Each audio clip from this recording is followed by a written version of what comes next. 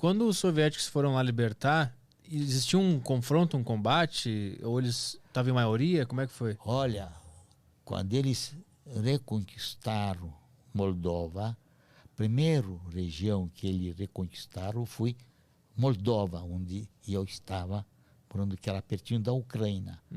Em 1944, houve 1943, os alemães, junto com o exército rumeno, lutaram muito em Stalingrado. Não conseguiram furar o cerco para Moscou. Eles lutaram e não conseguiram. Os russos aguentaram o cerco 1 ano e meio. Eles também comiam o pão que diabo amassou. Os russos sofreram muito em 43 na cerco de Stalingrado. Se eles iam conseguir chegar no Moscou, mesma coisa que aconteceu com Napoleão Bonaparte em 1812. Napoleão Bonaparte, com todo o exército da Europa, foi contra a Rússia. O que aconteceu? O inverno russo acabou com tropas francesas, como acabaram com as tropas alemãs. Em 1953, aquele inverno rigoroso não permitiu para alemães avançar. E este fato deste inverno e se dá a sorte grande minha, eu sou sortudo, que eu não fui enviado no trem de gado. Por quê? Apanharam muito no 43 no Stalingrado, e todo o esforço de guerra era para mandar trens de tropas alemães para a frente russa. Meninos, meu pai, que nós não morávamos muito longe da ferrovia rumena, contaram que garotos de 14, 15 anos, com fuzis, eram enviados para a frente russa, para aguentar o frio, para lutar contra os russos. Mas os russos, que são muito acostumados com o inverno rigoroso, aguentaram. E eles não conseguiram furar.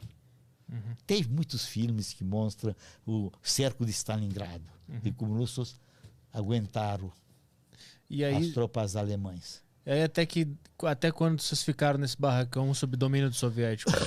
Nós, sob domínio soviético, em 44, no fim do ano, dezembro, nós recebemos de volta ordem para voltar às nossas casas, e nós se reerguemos. Mas antes disso, para não esquecer, 1952, fim do ano, dezembro, me lembro como hoje, nós de antemão recebemos ordem que de manhã cedo tem que se direcionar todos nós, o ponto de concentração vai ser a ferroviária rumena, estação, palco, o pátio da ferroviária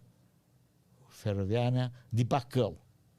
Recebemos, sei que minha mãe costurou o nome na mochila de cada pessoa.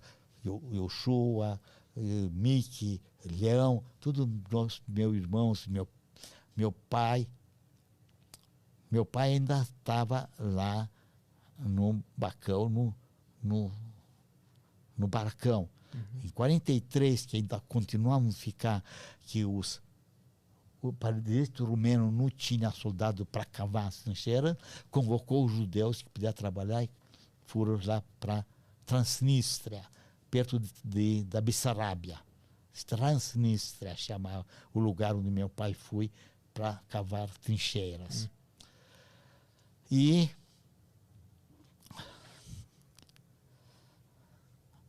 me lembro coisas tão dolorosas.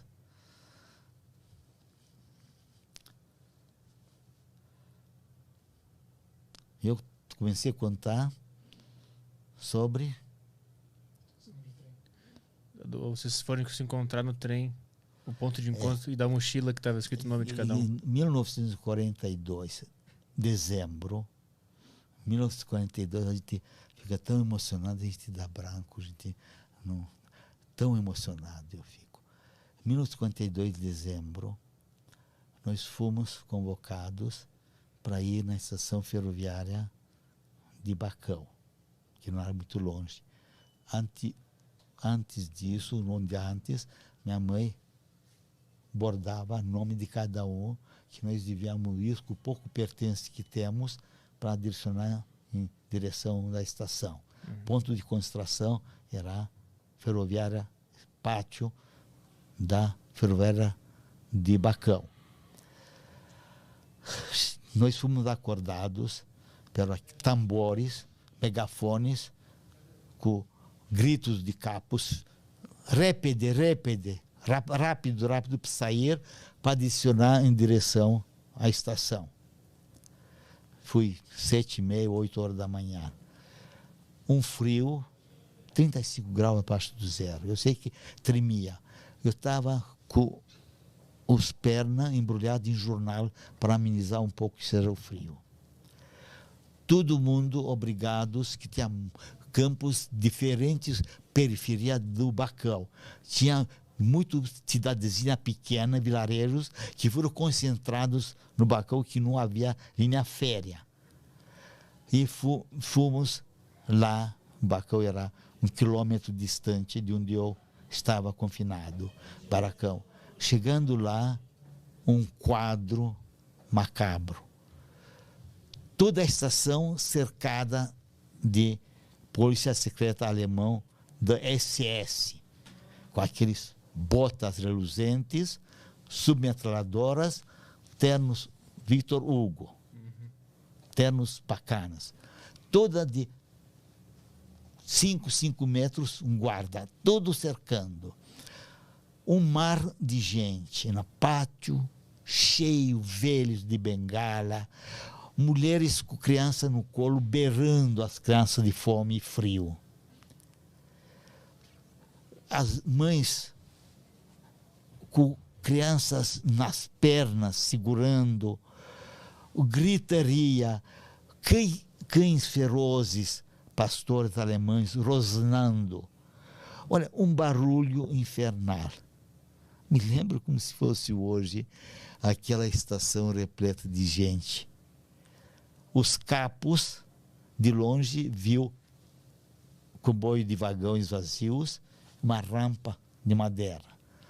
Os capos com chicotes falaram répede, rápido. Os chefes de guarda dos SS, schnell, mandavam os capos mandar os judeus subir rápido a rampa do trem. Mais ou menos 2 horas da tarde, nós sofremos vento, frio, ficamos em relento, sem comida. E eu sei que minha mãe pegou uma garrafa de água, de vidro, que não existia plástico naquela altura, e dava cada um gole de água, pelo menos para... E ela arrumou alguns pãezinhos que tinha malai e um negócio de farinha de polenta, que lá rumena é famoso de polenta, uma maliga, polenta, que tinha muito mais milho do que grãos de trigo. Tinha farinha de polenta, dava migalha para amenizar um pouco a fome. 2 horas da tarde, uma nevasca, um frio e um vento gelado. E eu vi de longe, bom, por enquanto, os judeus entrando nos vagões, dando vagões. De longe, trouxe vagões vazios, não sei de onde vieram, vagões para acoplar. Devido ao frio gelado, os dedos não obedeciam. Ou talvez por causa de um defeito na acoplagem, ou que eles não conseguiram, ou eles ficaram preguiçosos naquele frio para acoplar mais vagões, que dava trabalho acoplar vagões vazios. Eu ouvi batidas das tábuas de madeira, fechando e sobraram mais ou menos uns 500 pessoas, entre eles minha família. Eu comecei a chorar para minha mãe, porque não acordamos cedo para chegar a ser transportados em outro lugar onde talvez seja melhor. No outro lugar de que nós sofremos aí tantas privações. Direito nenhum, não podíamos ir na praça pública e sentar. Estava aviso grande, faixa, proibido para cães e judeus e cães. Proibido para judeus e cães. Transporte público, esquece. Clubes, nenhum tipo de entretenimento.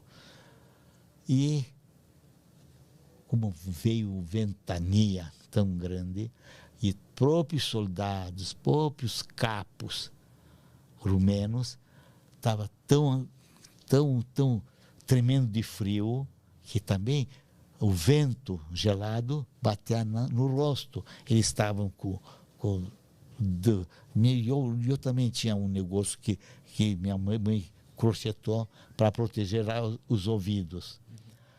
E recebemos ordem, voltar no campo, esperar a segunda convocação. Então eu chorei, como eu falei, porque nós saímos desse lugar infernal. E eu espero, felizmente, até hoje, que não chegou outra convocação, que eles apanharam muito Stalingrado. Aí veio a história minha, que eles apanharam, e todo o esforço de guerra alemão era para mandar tropas novas para a frente russa. E aí, desde 1943, depois que não conseguiram furar o bloqueio, os russos começou com a ajuda americana. Eles ajudaram muito os americanos, os soviéticos. Se não fossem americanos, o Hitler conquistava toda a Rússia. A máquina de guerra alemã, Blitzkrieg, era poderosíssima. Avião em Luftwaffe, dominava os céus. E o russo não estava pronto. Por que não estava pronto? Que eu li a história da Segunda Guerra Mundial, que eles mataram 39, mataram a nata dos militares soviéticos. A nata. Eles mataram. Stalin matou. Matou somente que eram opositores da política do Stalin, do política de coletivização na marra, coletivização, fazer kolkhoz, com comunidade junta. Tiraram as terras dos poucos gente que tinha terras, fazer comunidade junto. E tem muitos que eram contrário à política do Stalin. E eles matou todo mundo. Matou opositores, mandaram para a Sibéria, confinaram, e eles perderam toda a hierarquia militar especializada russa. Eles no início apanharam muito. Eles invadiram, chegaram até Stalingrado, pegaram a Ucrânia, pegaram todos os lugares onde os russos estavam. Eles avançaram muito. Os russos, que eles fizeram, punha fogo em tudo. Não sobrou águas, não sobraram nada a vinar a água para não ter sustentabilidade. E 1944, quando os russos libertaram nós, ajudaram, dava para nós crianças chocolate. Eu falei que era gosto de sabão. Chocolate russo não é dos melhores. Mas deram alimentos, deu medicação para aqueles que estavam enfraquecidos. Deram depois. E mais ou menos outubro, novembro, voltamos para casa, tudo depenada, tudo destruída, tudo meu pai sem janela, sem parte elétrica, sem parte hidráulica, nada. Se erguer de novo, constituiu também, instituiu tudo, nossa clientela. Conseguiram se reerguer? Vocês conseguiram se reerguer depois de voltar? Meu pai conseguiu se reerguer. Nós fizemos muitas manifestações lá, explicamos o que aconteceu, que judeu não é aquele miserável, aquele pessoas que pintaram. E a população local aceitou a volta de vocês para lá? Aceitaram. Aí que está. Eu estava conversando com o Marcelo, que rumenos aceitaram, não mexeram com as propriedades. Aqueles que moravam na propriedade, logo que virou a guerra, saíram de lá. Largaram, não esperaram para o judeu obrigar ele a sair. Sozinhos saíram. Na Polônia era contrário. Em 46, tem muitos judeus que queria pleitear minha propriedade, que tem escritura, os poloneses mataram. Houve massacre de muitos judeus na Polônia. Eu li depois da imprensa que tem muitos judeus na Polônia que morreram, que quiseram de volta as propriedades. Foram muito mortos. E aí durou quanto tempo a normalidade da vida, né? Nessa volta para Romênia? De 45 começou a progredir meu pai, começou a se erguer, importava grãos de uma região chamada Banat, província, comboio de trens como antigamente. Nós tínhamos lá um armazém enorme, construído, muito moderno, que deixamos lá. Esse não mexeram. Só que depenou a casa de janelas, que tinha um tipo de posto de madeira bem forte, que eles não puderam fazer nada. Que eu sei que, pela primeira vez lá em Moinés, tinha portas que andam no trilhos, igual no trem. E meu pai encomendava bastante. Meu irmão já mais velho saía lá para comprar dos produtores rurais cereais e enviaram por carroças, não caminhões, carroças, mas e nós se erguemos até 47. 2, 3 anos, de 44, 47, fim de 44, 47. 47 no meados do ano, veio um decreto cruel também, que não vai existir mais propriedade particular. Tudo vai ser concentrado no Partido Comunista, no Partido Central. Tudo. Meu pai de empregador tinha já 8 empregados, virou simples empregado. Do Estado. Empregado do Estado rumeno. Uma ditadura cruel.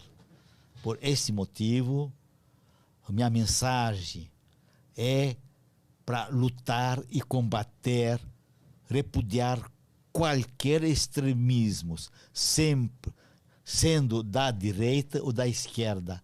Qualquer ditadura, autoritarismo, não serve para uma sociedade civilizada.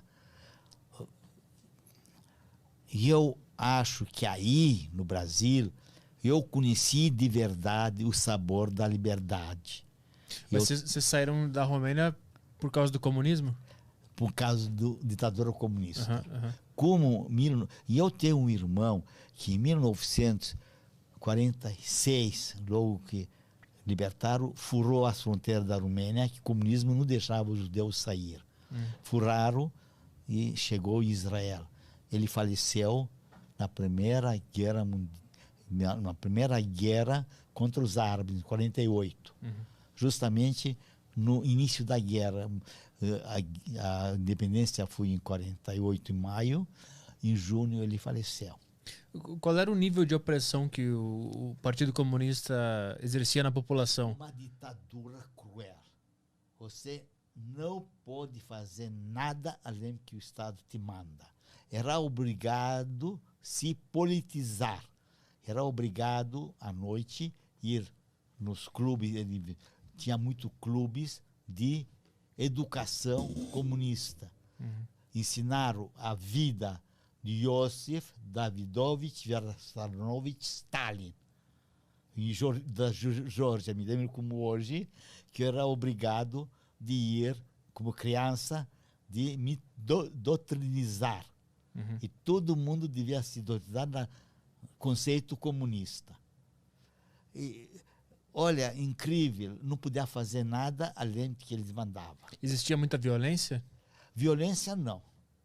Mas aqueles opositores eram castigados, confinados no campo de trabalho forçados, mas não matar. Tu conheceu alguém que resistiu ao regime e foi mandado para lá? Não, todo mundo, embora era contrário às ideias comunistas, mas engolia. Depois que passamos, os judeus, na Segunda Guerra Mundial, na época nazista, tudo para nós era galinha, canja. Já não era mais problema nenhum ficar com fome, ficar com frio, já estava blindado. O que viesse era lucro. O que viesse era lucro. E era tudo à la vontade. Mas direitos ficar só de lado do comunismo. Não poderia falar mal de Gheorghe Dej, ou mal de Nikolai Ceausescu ou de Stalin. Todas, era culto à personalidade. Todos os lugares, lojas, foto do Stalin e do líder comunista rumeno. Empossaram, todos antissemitas foram presos, aqueles que perseguiam muitos judeus. Fica sabendo, em 1941, quando a Alemanha ocupou a Romênia, imposou Ion Antonescu, líder da Guarda de Ferro. Não sei se ouviu, Guarda de Ferro, uma organização ultranacionalista. E tem muitos que foram presos à noite, opositores do governo legionário rumeno. E tinha muitos democratas que não queria autoritarismo, totalitarismo. Foram mortos no abatedouro em Bucareste. 41 notórios professores de faculdade, que eram opositores do fascismo, do nazismo, judeus rabinos foram assassinados, pendurados no gancho de animais. Em 1941, logo em fevereiro, que a Romênia foi ocupada por tropas nazistas. Imposaram notórios antissemitas, que sempre, antes de 41, sempre houve esse partido legionário Guarda de Ferro. Houve sempre. Como tem partidos de direita, partido de esquerda, partido nacionalista, houve. Mas houve na imprensa debates e críticas um contra o outro. E Ion Antonescu era grande e assumido antissemita contra os judeus. Escrevia artigos nos jornais que os judeus, uma raça que não merece nosso convívio normal. E aí os comunistas prenderam esse cara? Matou logo. Mataram ele. Primeira coisa que fizeram, execução sumária. Entendi. Todos esses notórios perseguidores dos judeus sumariamente mataram. Entendi. Todo aquele que pertencia à Guarda de Ferro foram confinados, julgados. Muitos confinados no trabalho forçado para fazer estradas. Então, e foram executados. Então existia uma noção de que os comunistas estavam do lado bom, porque eles estavam prendendo esses caras, até que vocês perceberam que o comunismo também era ruim. Os judeus, os russos foram o Messias, o salvador do povo judeu. Os russos. De fato, salvar-nos de uma morte iminente. E qual foi o ponto de virada para entender que o regime comunista era ruim e tiveram que ir embora então, de lá? Em 1947, introduziram as leis onde não existia propriedade privada. Tudo que era concentrada na mão do Partido Central Comunista. Tudo recebia ordens do Partido Central de Bucareste. Todos os decretos. Meu pai, como falei, de empregado, mercador, virou empregado do governo rumeno. E se nós morávamos numa casa grande de 8 quartos, Metade de quartos era para funcionários comunistas que vieram de outros lugares, termos doutrinados comunistas, de comitê comunista. E nós dividíamos a nossa casa com outras pessoas. Você morava, não precisava de 8 quartos, você dividia com o Partido Comunista, com aqueles que não tinham onde morar. E como é que era conviver com uma pessoa que não era da família, que era uma pessoa aleatória? Estranha, pessoas que nunca vimos na vida, de outra cidade, que era superlotado, jovens que casaram, não tinha casa, pegaram daqueles judeus que estavam com casas maiores e ceder quartos para eles. E vocês se tornavam amigos? A gente estamos obrigados, não podemos odiar. Sim. Eles salvaram nós, comunistas salvaram. Nós devemos a vida a eles. Nós aceitamos, a certo ponto, a política comunista, até 1950. Não aguentamos ficar trabalhando. Eu estudei gratuitamente. O comunismo investe muito na educação. Comunismo, e eu estava no internado no Bacão, fui no liceu, mecânica, eu fiz 2 anos de ginásio, olha, tudo pago pelo governo comunista rumeno. Ele investia muito na educação, muitíssimo.